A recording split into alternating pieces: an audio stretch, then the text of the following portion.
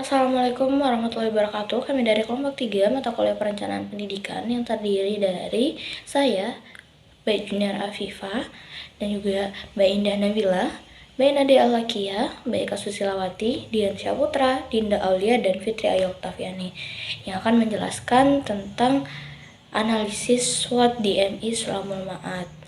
Nah, mungkin langsung saja ke materinya. Untuk pemateri pertama, saya persilakan. Assalamualaikum warahmatullahi wabarakatuh. Perkenalkan, nama saya Bayi Indah Nabila dari kelompok 3 Perencanaan Pendidikan. Baik, jadi di sini saya akan menjelaskan latar belakang dari laporan analisis SWOT yang dilakukan di MI Sulamul Ma'ad Al-Ma'arif Penuja.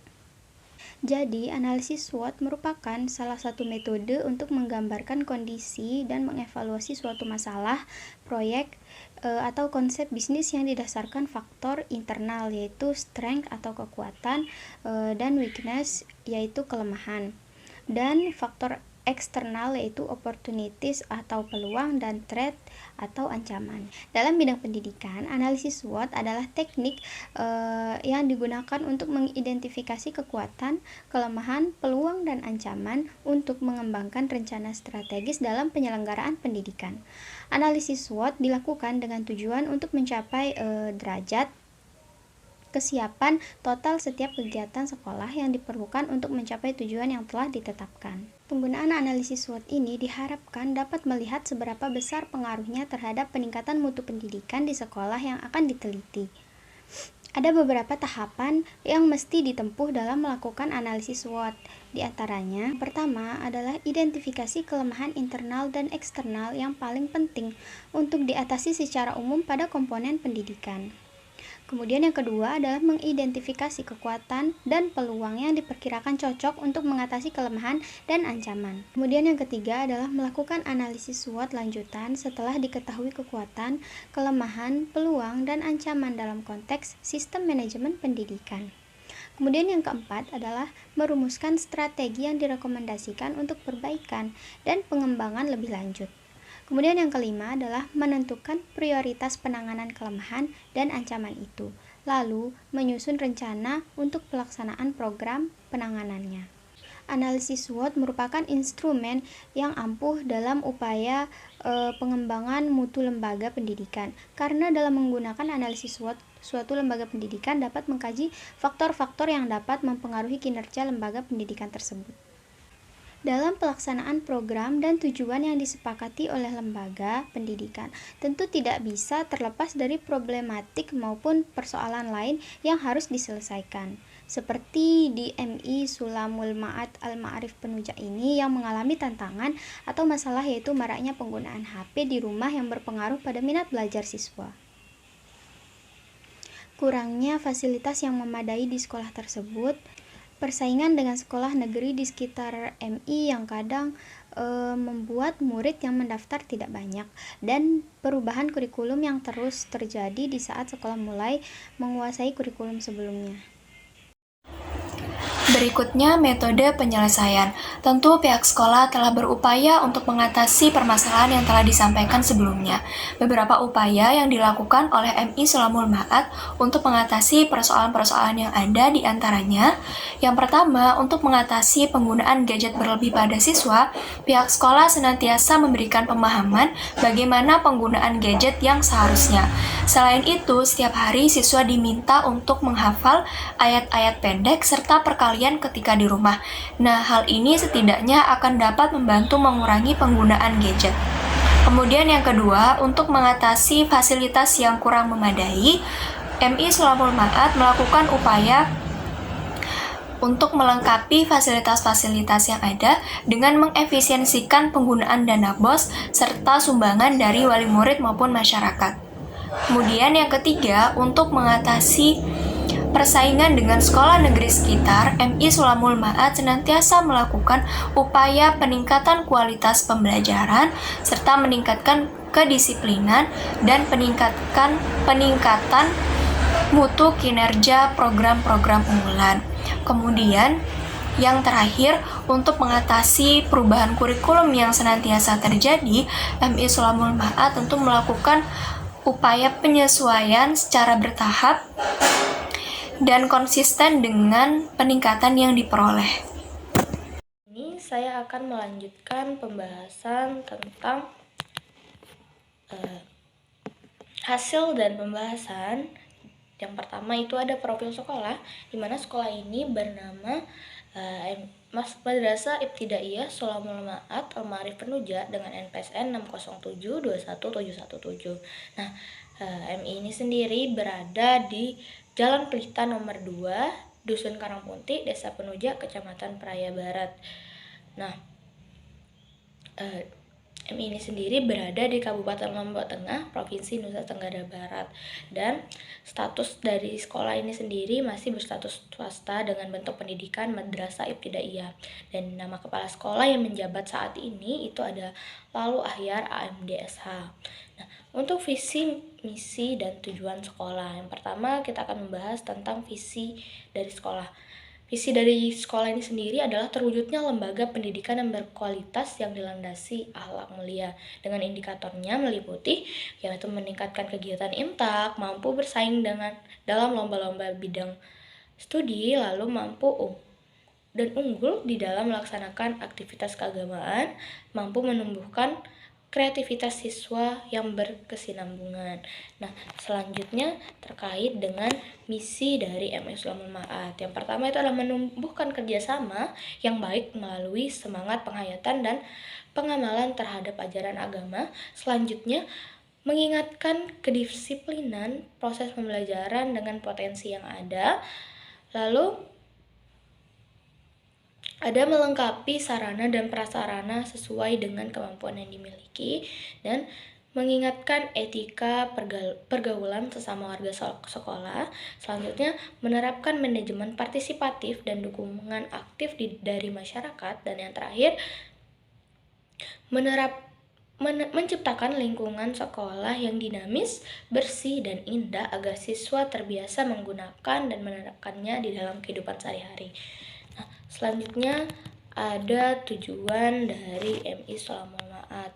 Yang pertama ada sebelumnya tujuan ini sendiri adalah tujuan yang ingin dicapai MI Sulamul Ma'at pada tahun pelajaran 2023 sampai dengan 2024. Ini yang terdiri dari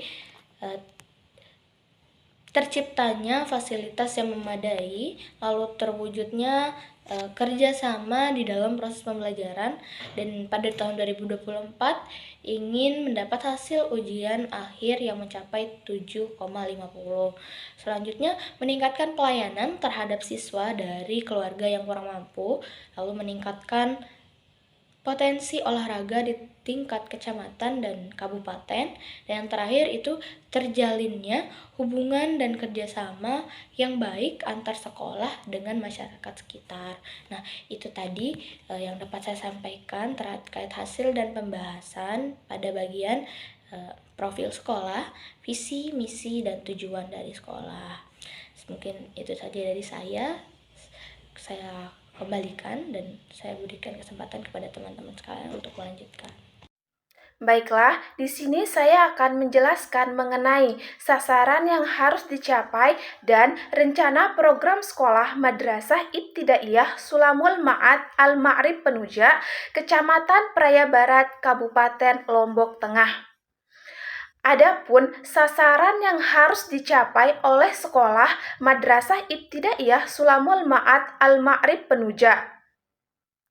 Yang pertama, yaitu memiliki kedisiplinan yang tinggi. Maksudnya di sini adalah warga sekolah, baik itu siswa maupun guru, diharapkan dapat memiliki sikap kedisiplinan. Selanjutnya, yang kedua yaitu memiliki aktivitas keagamaan yang kontinu dan mandiri, di mana kegiatan agama dilaksanakan secara terus-menerus, dan siswa melakukan aktivitas keagamaan atas inisiatif sendiri tanpa harus diarahkan terlebih dahulu. Selanjutnya, yang ketiga yaitu proporsi lulusan yang diterima pada sekolah favorit minimal 40%. di mana siswa lulusan Madrasah Ibtidaiyah Sulamul Ma'ad Al-Ma'rib Penuja dapat diterima di sekolah-sekolah unggulan atau favorit minimal 40%. Selanjutnya, yang keempat yaitu memiliki kuantitas siswa minimal 15 orang pada semua tingkat kelas. Selanjutnya yaitu perencanaan program sekolah seperti yang tertuang pada program tahunan, yaitu pada semester ganjil ke semester genap. Program terlampir. Program perencanaan belum terwujud untuk sepenuhnya. Hanya sebagian karena dana BOS belum mencukupi. Nah, adapun yang pertama yaitu penggunaan dana BOS seefisien. Maksudnya di sini adalah dalam menggunakan dana BOS diusahakan seefisien mungkin. Selanjutnya, yang kedua yaitu penggalangan dana dari masyarakat dan wali murid. Yang terakhir yaitu diusahakan menambah jumlah siswa. Sekian. Baik, di sini saya akan menjelaskan tentang manajemen pendidikan. Manajemen pendidikan berjalan sesuai dengan tata tertib sekolah, tata tertib siswa, tata tertib guru dan lain sebagainya. Dan setiap anggota sekolah memiliki tugas pokok. Yang pertama kita akan membahas tugas pokok dari kepala sekolah. Di sini ada 5 tugas pokok dari kepala sekolah, yaitu pertama, menyusun dan mengimplementasikan program akademis. Yang kedua, memastikan penyelenggaraan pendidikan sesuai dengan standar pendidikan yang berlaku. 3. Mengolah sumber daya manusia, termasuk guru dan staf. 4. Menilai kinerja staf dan membangun umpan balik konstruktif. Yang kelima, mengembangkan kebijakan sekolah yang sesuai dengan standar pendidikan dan kebijakan pemerintah daerah atau pemerintah pusat. Selanjutnya yang kedua ada tugas pokok guru. Di sini ada 3 tugas pokok guru. Yang pertama, merencanakan pembelajaran yang efektif sesuai dengan kurikulum yang berlaku. Yang kedua, melakukan evaluasi terhadap hasil belajar siswa.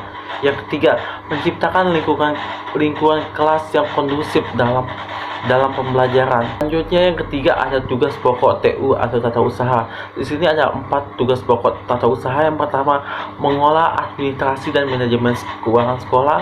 Yang kedua, mengolah administrasi kelas dan SDM sekolah. Yang ketiga, membuat dan mengolah dokumen pendaftaran siswa baru.